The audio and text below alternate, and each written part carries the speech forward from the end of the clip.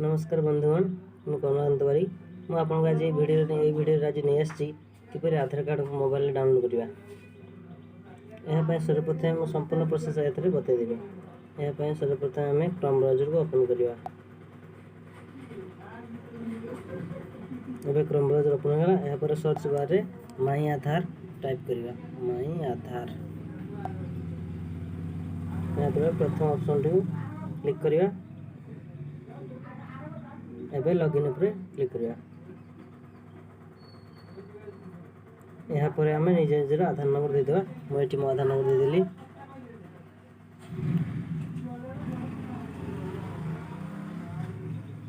यहाँ पर कैप्चा को फिल कर दो।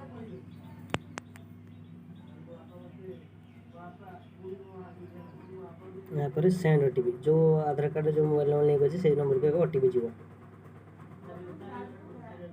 एठार ओटीपी को फिल कर दो।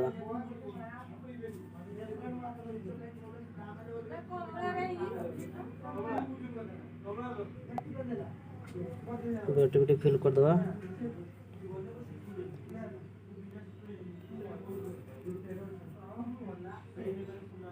एबे लॉगिन करवा।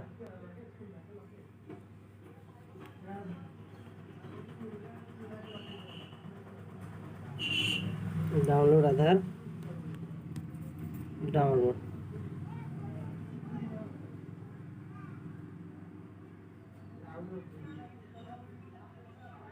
आधार कार्ड टी डाउनलोड हो गला। यहाँ को ओपन करवा।